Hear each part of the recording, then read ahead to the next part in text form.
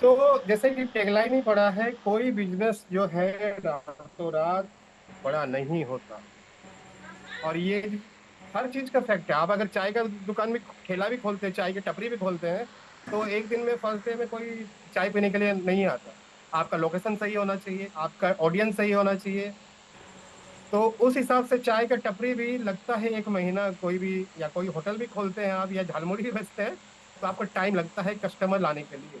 तो आपका पेशेंस वहां पे बताता है कि आपका पेशेंस क्या है, कितना है, क्या माइंडसेट है आपका, इस हिसाब से काम करता है। तो आज जो हम लोग देखेंगे, इंडिया के टॉप जो स्टार्टअप है उनके साथ हम लोग थोड़ा सा कंपेयर कर, हम लोग उसके कंपैरिजन में तो है नहीं फिलहाल के लिए कोई भी स्टार्टअप कंपनी के साथ, हाँ।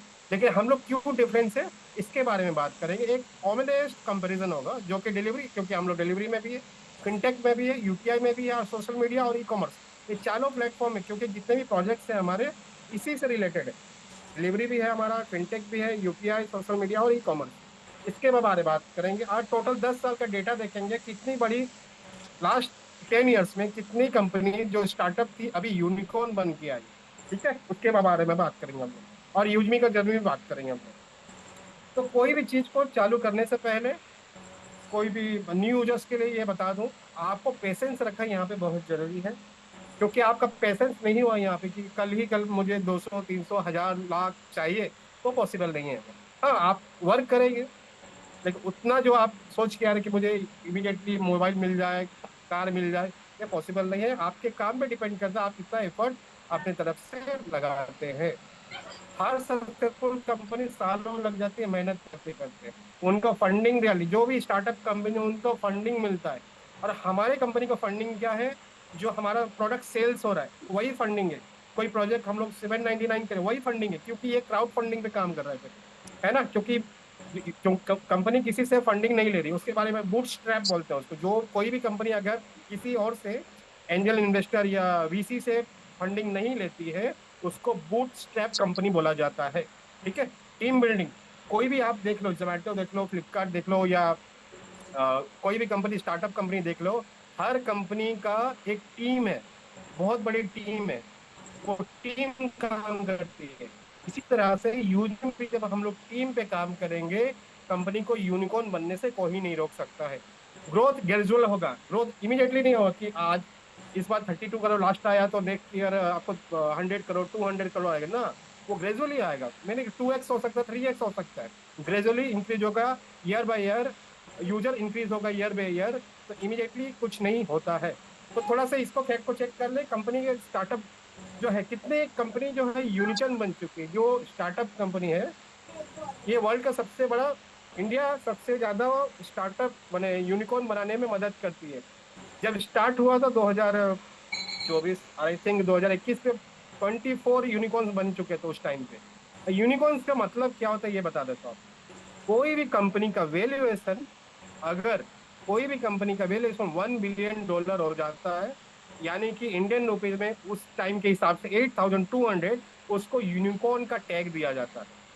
इंडिया के फेमस यूनिकॉर्न्स कौन कौन से, फ्लिपकार्ट है, जोमेटो है, Nykaa, Swiggy, Paytm, OYO, phone पे, बाईजूस और रोजोपे, ये सब इंडिया के फेमस यूनिकॉर्न्स है। लेकिन यूनिकॉर्न बनने का मतलब ये भी नहीं है कि उनको प्रॉफिट हो रहा है।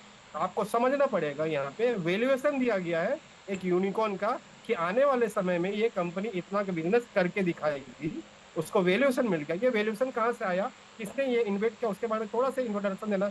2013 में एक एंजल इन्वेस्टर थे, एलन ली करके, जिन्होंने ये टर्म्स दिया कि कोई भी बिजनेस में किसी का $1 बिलियन हो जाता है, उसको यूनिकॉर्न का टैग दिया जाता है। उस टाइम पे बहुत कम थे यूनिकॉर्न्स बनने के लिए, इसलिए उस टाइम पे बहुत कम यूनिकॉर्न्स बनते थे। लेकिन अभी के समय में इंडिया सबसे ज्यादा यूनिकॉर्न देने में कैपेबल है।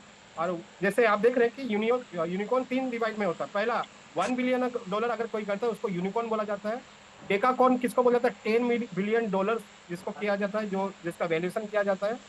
सुनिकॉर्न जिसको बोला जाता है जल्द से बने मैंने वो नेक्स्ट जो है वो करेगा।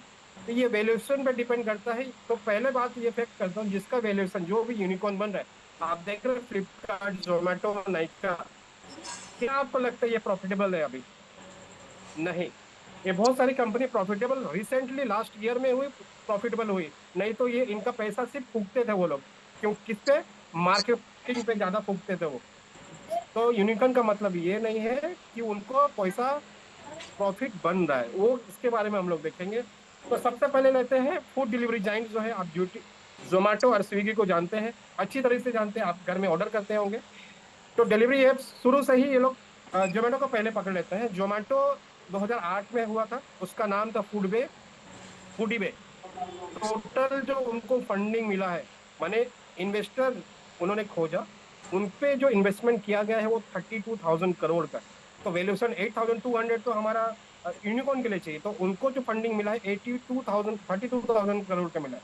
प्रॉफिट, प्रॉफिट की बात करें तो 2023 में प्रॉफिट कमाया। अभी आप थोड़ा सा नजर डालें, ये कंपनी जो हुई, सॉरी हाँ, ये कंपनी फंडिंग हुई 2008 पे। एक मैं थोड़ा कलर चेंज कर लेता हूँ। ये कंपनी जो हुआ, ये हुआ 2008 में, लेकिन पहला प्रॉफिट उसको आया 2023 में। मैंने इतने सालों के बाद, उसको 13 साल के बाद वो प्रॉफिट पे आ पाए। उसके अलावा 2021 में उन्होंने आईपीओ भी लेके आए, 13 साल के बाद आईपीओ लेके आए। 2023 में 15 साल के बाद उन्होंने प्रॉफिट जनरेट किया। ये कंपनी कैसे चली? 2008 में दिल्ली के रेस्टोरेंट से चालू हुआ, 2010 में जोमेटो नाम मिला, 2015 में इंटरनेशनल एक्सपेंशन किया गया, 2018 में डिलीवरी सर्विस स्टार्ट किया गया। डिलीवरी सर्विस उन्होंने स्टार्ट नहीं किया था, खाली फूड बन रहे थे वो लोग।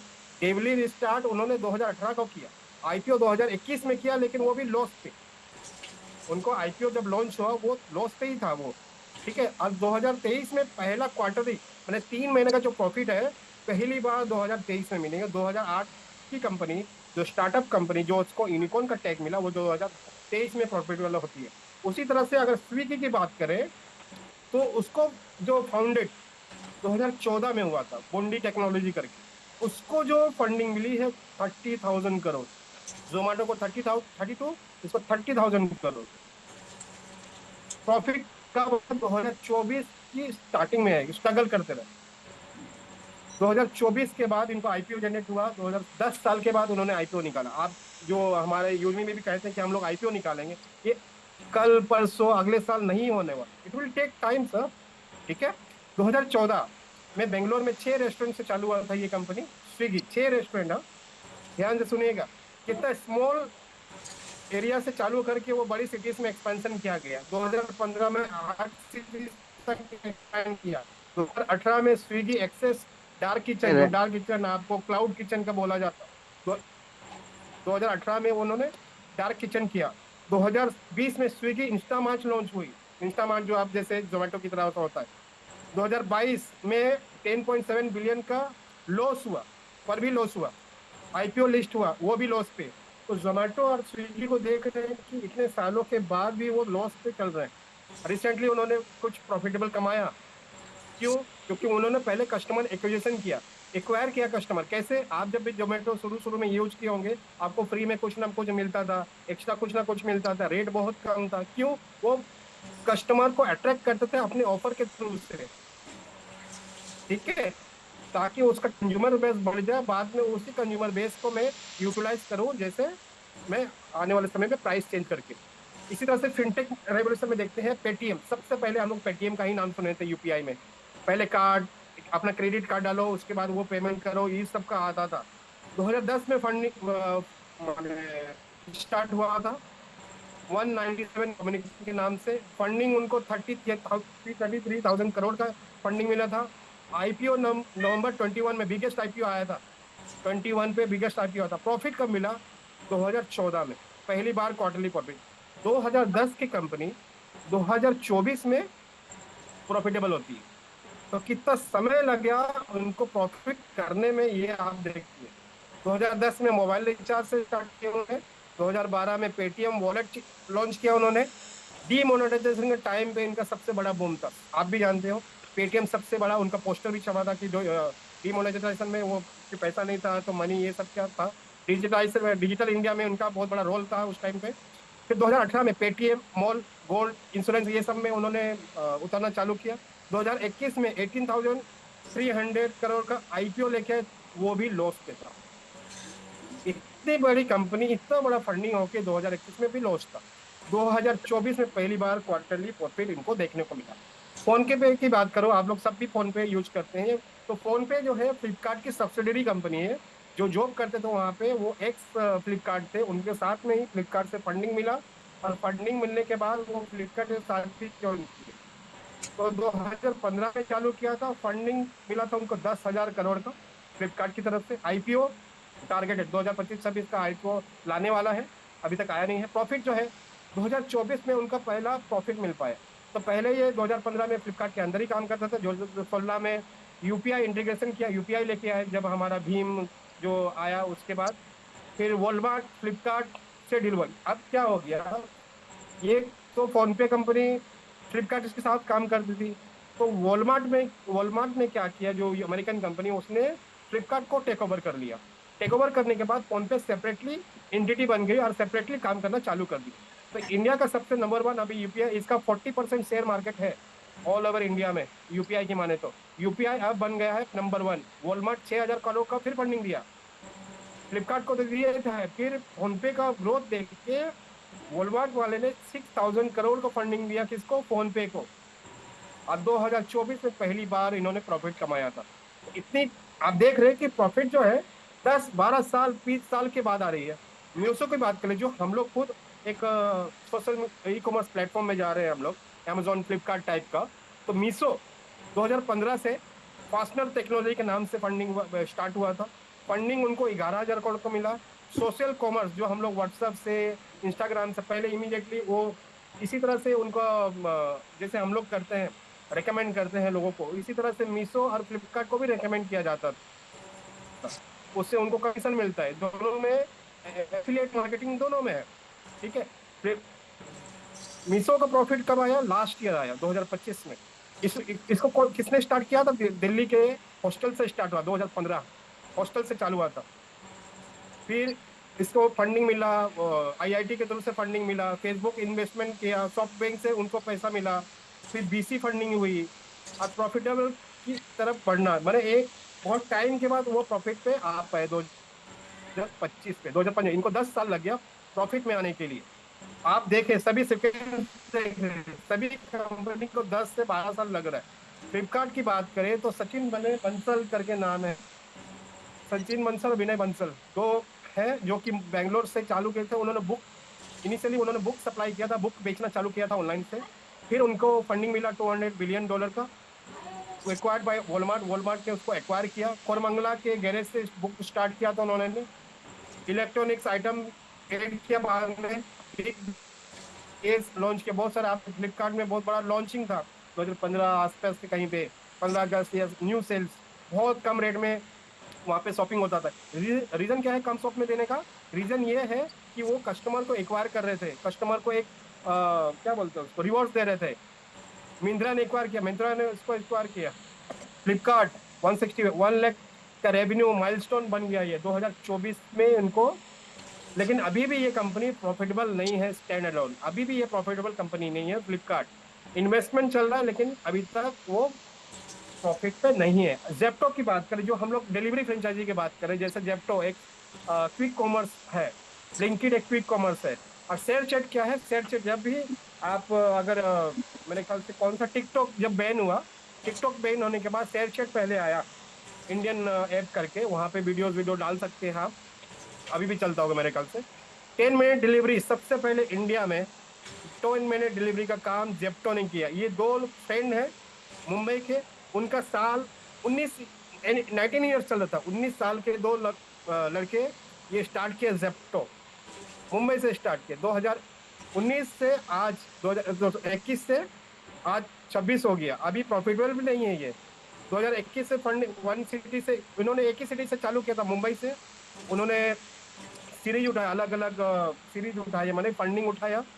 2023 में वो यूनिकॉर्न में, 2021 में चालू किया काम, 2023 में यूनिकॉर्न। यूनिकॉर्न का मतलब ये है कि उन्होंने अपना वैल्यूएशन जो है मार्केट में $1 बिलियन का दिखा दिया था। 2024 में 300 डार्क स्टोर अक्रॉस इंडिया में बनाया गया है, जहाँ पे स्टोरेज रहता है, मटेरियल रहता है, जहाँ पे लोग जेप्टो के लोग जो ड्राइवर्स होते हैं वो कलेक्ट करके कस्टमर तक पहुंचाते हैं। स्टिल टुवर्ड्स द प्रॉफिट, अभी तक ये कंपनी प्रॉफिट पे नहीं आ पाई है। ब्लिंकिट की बात करें तो ये ब्लिंकिट फाउंडेड है ग्रोफर्स, आपने बहुत पहले नाम सुना होगा ग्रोफर्स का, 2013 में स्टार्ट हुई थी। 1.2 बिलियन का फंडिंग हुआ था उनको, पहले ग्रोफर्स था ये, ठीक है। ग्रोफर्स स्लो डिलीवरी करता था 2013 में, फिर 2020 में पॉलिटिक एसेंशियल्स में आ गए।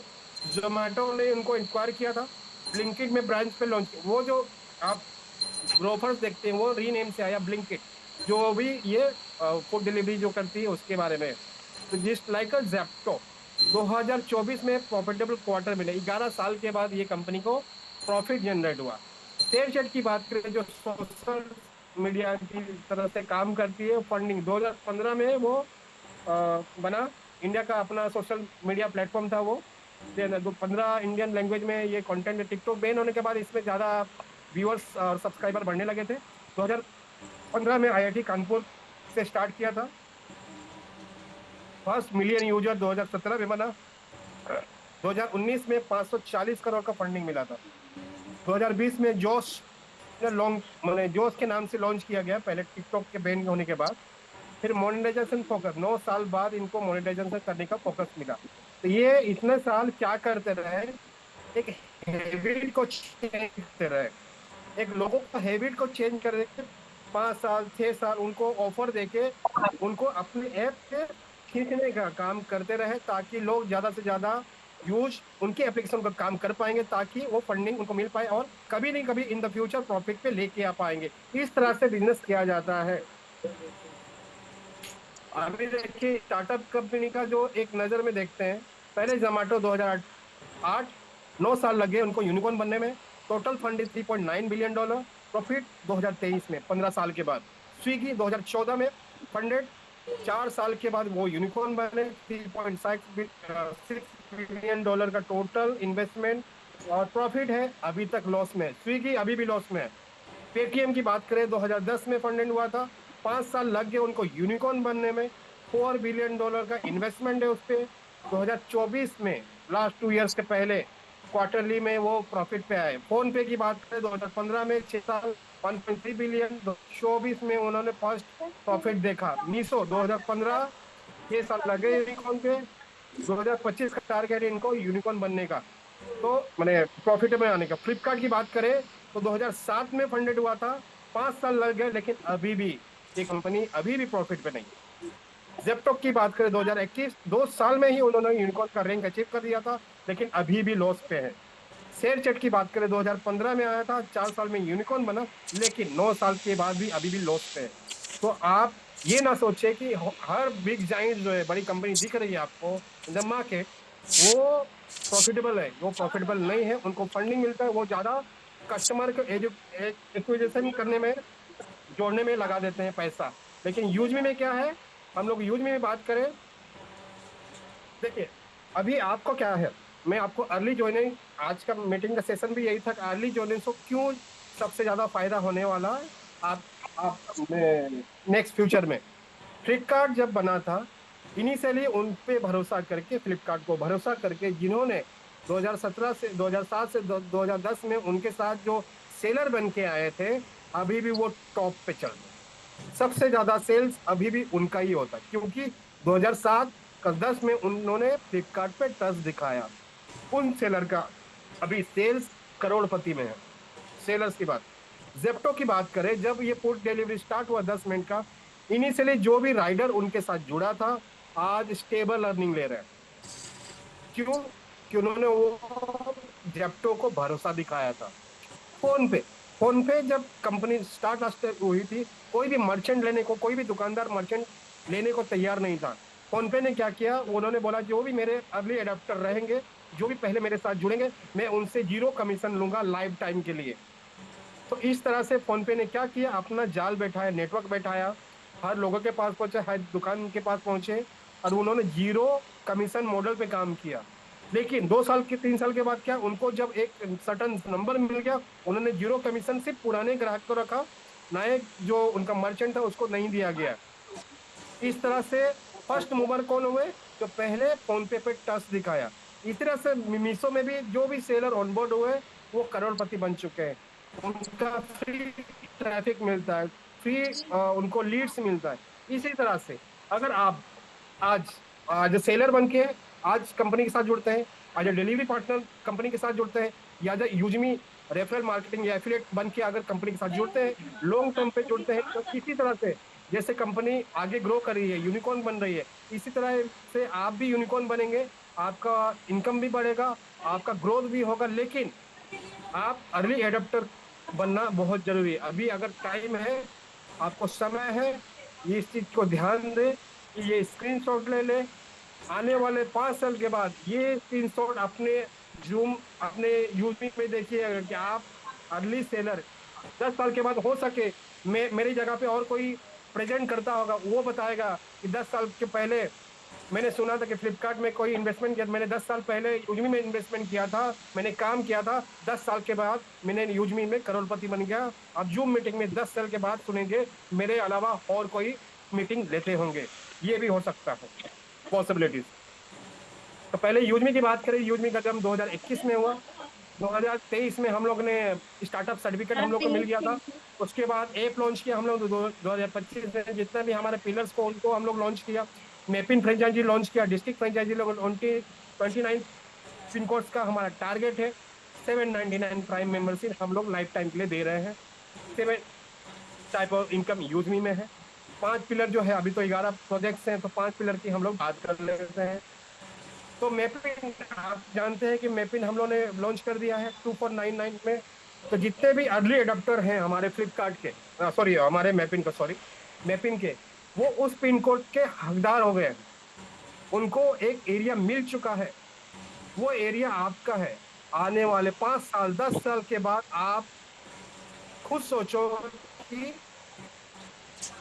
मैंने सही जगह पे पैसा लगाया, सही जगह पे इन्वेस्टमेंट किया था, सही जगह पे एक फ्रेंचाइजी लेके रखा, क्योंकि वो पिन कोड आपको डिनोट कर दिया गया है लाइफ टाइम के लिए, आपको दे दिया गया है लाइफ टाइम के लिए है। लेकिन सिर्फ आपका रिस्पॉन्सिबिलिटी है उस चीज को अच्छे तरह से लेने का।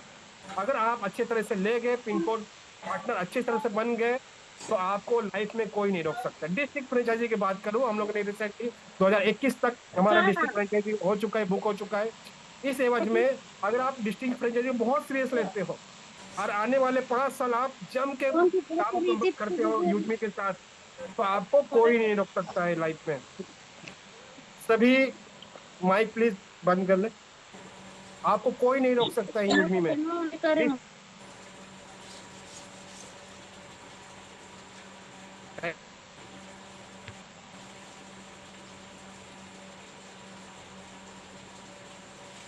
आवाज आ रही है सर? जी सर, आ रही है आपकी आवाज। ओके। तो अर्ली अडॉप्टर की बात करो, जो भी पिन कोड ले रहे हैं, आप मत सोचिए कि कल से डिलीवरी चालू होगा, परसों से डिलीवरी कब चालू होगा, बार बार मत पूछिए। आप अपने आप को काम कीजिए, यूजर्स बढ़ाए। जैसे Amazon, जेप्टो, फ्लिपकार्ट ने पहले यूजर बेस बनाया, उसके बाद सभी प्रोसेस जो भी प्रोडक्ट है उनके उन्होंने लेके आया। इसी तरह से पिन कोड पार्टनर को कहना चाहूंगा, आप अगर पिन कोड लिए हुए हैं, आपको धैर्य रखें। जैसे जोमेटो जिप्टो काम कर रहे हैं, उसी तरह से आपको मिलने वाला है। बस समय से वहां पे आप न्यू यूजर्स बनाए, तब आपको ये जो अर्ली ग्रोथ मैंने पूरा प्रोजेक्ट बताया यूनिकॉर्न बनने का, ये यूनिकॉर्न आपको बना सकता है जब आप हमारे साथ जुड़ के काम करेंगे। तो आपको क्या करना पड़ेगा, ट्रेनिंग अटेंड करना पड़ेगा रेगुलर बेसिस, अपने खुद को डेवलप करना पड़ेगा, न्यू स्किल सेट सीखना पड़ेगा, न्यू मैनेजमेंट सीखना पड़ेगा, आपको टीम वर्क सीखना पड़ेगा। ऐसा नहीं कि आपने ले लिया पिन कोड और बस हो गया, नो। आपको मैनेजमेंट स्किल सीखना पड़ेगा, टीम वर्क सीखना पड़ेगा, आपको अकाउंटिंग सीखना पड़ेगा, मैनेज योर टीम सीखना पड़ेगा। ये छोटी मोटी बात नहीं, क्योंकि ये आप फर्स्ट टाइम बिजनेस कर रहे हो कोई चीज का, तो वो बिजनेस को सीखना जरूरी है। ठीक है। तो ये हमारे 11 पिलर्स में ये 5 पिलर्स ऑलरेडी हैं, यूजमी app, EB365, mapping, cashier, merchant, जो ऑलरेडी आप लोग जानते हैं। ठीक है। ग्रामोलॉजी की बात करें, ये किसान का फर्स्ट मिशन है, ये तो कोर मिशन है। इसके इर्द गिर्द ही हमारा जो जितना भी मैपिंग, कैशियर, यूजमी शॉपिंग, सब इर्द गिर्द घूमता है। 2021 में हमारे CEO सर, हाँ, रवि प्रताप सिंह सर का ये सपना, क्यों ना किसानों को डायरेक्ट कस्टमर के साथ जोड़ा जाए। क्यों ना मिडिलमैन को हटाया जाए। ये उनका सपना था, वो साकार होने वाला है। वो जब ये किसान को जोड़ दिया जाएगा, उनका प्रोडक्ट को कौन डिलीवरी करेगा? डिलीवरी तो आप करोगे मैपिंग फ्रेंचाइजी। तो इस चीज को सीखना पड़ेगा ना आपको। तो ग्रामोलॉजी का ट्रांसपोर्टेशन कौन देखेगा? मैपिंग देखेगा। अभी ग्रामोलॉजी में फार्मर्स को पेमेंट कौन करेगा? कैशियर करेगा। अभी हो सके इन द फ्यूचर जब हमारा किसान भाइयों का जो अनाज है हम लोग यूजमी शॉपिंग पे पोर्टल में सेल करें, कम रेट में मिलेगा, सबको फायदा होगा। ये तो इकोसिस्टम है ना जिसपे हम लोग काम कर रहे हैं। आप थोड़ा सा समय दें, आगे हम लोग जरूर बढ़ेंगे। तो कॉमन आपको डाउट्स रहेंगे कुछ, मैं थोड़ा सा सीरियसली बात कर लेता हूँ इस पे भी। यूज में सिर्फ 1 साल पुराना है, क्या ट्रस्ट बन सकता है? तो इसी तरह से मैंने बताया आपको, कोई भी आपसे पूछता है कि यूज में तो 1 साल पुराना है, मैं टेस्ट कैसे कर पाऊँ? आप अभी लोगों को बोलिए कि स्टार्टअप कंपनी है, ये सर्टिफिकेट DIPP नंबर है, CIN रजिस्टर है, GST नंबर है। और जिस तरह से जोमेटो ने, जोमेटो हो, जेप्टो हो या फ्लिपकार्ट ने शुरुआती दिनों में जिन्होंने भरोसा दिखाया, वो अभी बहुत करोड़पति बन चुके हैं। सिर्फ 1 साल पुराना है, इसलिए ट्रस्ट करना और वाजिब है कि आने वाले समय में आप अर्ली एडेप्टर बन जाएंगे। तो कोई अगर पूछता है ये नेटवर्क मार्केटिंग लगता है, पिरामिड स्कीम लगता है, यूजमी एक एफिलिएट प्रोग्राम है, लॉयल्टी प्रोग्राम है, प्रोडक्ट यूजमी सेल करती है जैसे e commerce platform, prime membership purchase होती है। प्राइम मेंबरशिप की क्या है? ये मेंबरशिप किस चीज के लिए? आपको extra social media income, then बाकी जो हमारे बेनिफिट्स है वो दिलाने के लिए प्राइम मेंबरशिप है। जैसे सब्सक्रिप्शन मॉडल है लाइफ टाइम के लिए, जैसे ट्रू कॉलर ये सब भी करती है। रिक्वायरमेंट मैंने जो रिक्वायरमेंट है, मैंने रिक्रूटमेंट मैंडेटरी नहीं है ना यहाँ पे, तो कोई कंपलसरी नहीं है कि आप लोगों को जोड़ना ही जरूरी है, मैंने उनसे मेंबरशिप लेना जरूरी है। वो कुछ प्रोडक्ट परचेस भी कर सकते हैं, कोई कंपल्सन नहीं है यहाँ पे किसी को जबरदस्ती जोड़ने का। केस करो अर्न करो से बहुत अच्छा है, क्योंकि केस करो अर्न करो आपको टीम बिल्डिंग के लिए पैसा नहीं देती है, इसलिए यूजमी बेटर है। अभी ज्वाइन करके क्या फायदा? मार्केट मेच्योर नहीं है। अगर कोई डाउट करता है, यही तो राइट मोमेंट है, क्योंकि जोमेटो ने भी 1 साल पहले ऐसे ही किया था। मैंने आपको ये इसका स्टोरी ऑलरेडी बता दिया है। 2018 में जब ज्वाइन क्या मैं जो किया, जो मतलब 10x जो भी 2018 में जोमेटो के साथ ज्वाइन किया, वो 10x इनकम अभी कर रहे हैं, कोई भी कर रहे हैं वहां पे। 799 का इन्वेस्टमेंट ऑलरेडी लगता है। 799 में life time prime membership, 7 type of income, 30% discount और 1000 यूज मी कॉइन्स, जो कि हर जगह पे वो यूज होने वाला है। हर जगह बोल रहे तो कल अगर मर्चेंट एप्लीकेशन आ जाएगा, उस मर्चेंट पे आप यूज मी कॉइन से ही डिस्काउंट ले सकते हैं। अगर आपके पास यूज मी कॉइन्स नहीं है तो डिस्काउंट नहीं ले पाएंगे। ठीक है, तो ये मेरा अभी का सेशन था रिगार्डिंग दैट, कि हम लोग कैसे बाकी कंपनी से लगे, क्योंकि कंपनी जो है यूजमी एक कंपनी है जो कि स्टार्टअप कंपनी है, बूटस्ट्रैप कंपनी है, जिसमें फंडिंग हम लोग बाहर से नहीं ले रहे हैं, जहाँ पे इन्वेस्टर का हमारे पास कोई प्रेशर नहीं है। इन्वेस्टर का प्रेशर नहीं तो हम लोग अपने हिसाब से हम लोग कोई भी प्रोजेक्ट कर सकते हैं, कोई प्रेशर नहीं है। आपको मैंने दिखा है कोई भी कंपनी जब आती है, इनिशियली उनको प्रॉफिट नहीं मिलता, उनको प्रॉफिट मिलता है 10 साल 12 साल के बाद। लेकिन अभी ये यूजमी खुद प्रॉफिटेबल बन चुकी है। शायद कभी रवि सर बताएंगे तो वो अच्छा है, मैं प्रॉफिटेबल का बात नहीं कर पाऊंगा। बाकी ये मैंने ये हो सके आपको ये समझ में आ गया होगा, लेकिन अभी ये सेशन कंप्लीट नहीं हुआ है।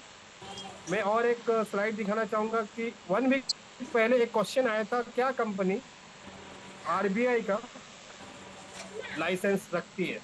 तो आज बात करते हैं किस तरह से RBI लाइसेंस देती है, कौन से पैमाने होते हैं, कौन से क्राइटेरिया होते हैं जहाँ पे खुद का RBI लाइसेंस होना जरूरी है, क्या हम लोग बैंक के लाइसेंस पे भी काम कर सकते हैं, और कहाँ पे लाइसेंस की जरूरत नहीं पड़ेगी। तो ये हम लोग अभी देखने वाले।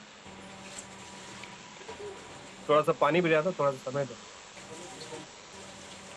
सबसे पहले एक ही रूल है, ध्यान से सुनिएगा। अगर आप खुद कोई भी कस्टमर का पैसा होल्ड करके रखते हो और उसको सेटल करते हो, तो आपको लाइसेंस का जरूरत नहीं, होल्ड और सेटल करना पड़ता है, तो आपको लाइसेंस RBI का लाइसेंस लेना जरूरी है। अगर आप पैसा लाइसेंस पार्टनर से काम करते हो, अगर आप पैसा किसी लाइसेंस पार्टनर के थ्रू से फ्लो होता है, टेक्नोलॉजी के थ्रू से होता है, तो आपको लाइसेंस की जरूरत नहीं पड़ती। ठीक है, अगर पैसा आप रखते हो रखते wallet, aggregator, deposit, lending, RBI authorization लेनी पड़ती है। माने आप अगर खुद का पैसा लॉन्ग टर्म के लिए रखते हो, किसी का इन्वेस्टमेंट रखते हो, उसको प्रॉफिट देते हो, तो आपको आरबीआई का लाइसेंस लेना पड़ता है। अगर आप mini ATM, Aadhaar ATM, money transfer, UPI, bank agent model पे काम करते हो, आपको आरबीआई का लाइसेंस नहीं, आप बैंक के पार्टनर बन के भी काम कर सकते हैं। और बात कही जहाँ पे यूपीआई टेक्नोलॉजी से आ जाता है, वहां पे आपको कोई भी लाइसेंस का जरूरत नहीं पड़ता। पेमेंट गेटवे जो होता है पूरा टेक्नोलॉजी होता है, वहां पे पैसा को छुआ नहीं जाता है। उसका मैं उदाहरण भी दूंगा, ठीक है। वहां पे लाइसेंस की जरूरत नहीं पड़ती। तो ये 3 बकेट में हम लोग पूरा गेम समझ जाएंगे, आपको इजी हो जाएगा। हर पेमेंट 3 टाइप के होते हैं मॉडल पे। अपना लाइसेंस कब होगा? जब पेमेंट एग्रीगेटर, जो पेमेंट एग्रीगेटर होते हैं, जैसे आप ब्राउजर पे देखते होंगे या और 2-3 है उनका, प्रीपेड वॉलेट, एनबीएफसी लैंडिंग, जो लैंडिंग देते हैं, लोन देते हैं, डिपॉजिट लेते हैं, उनको सख्त से सख्त हिदायत है कि आरबीआई लाइसेंस का जरूरत पड़ता है।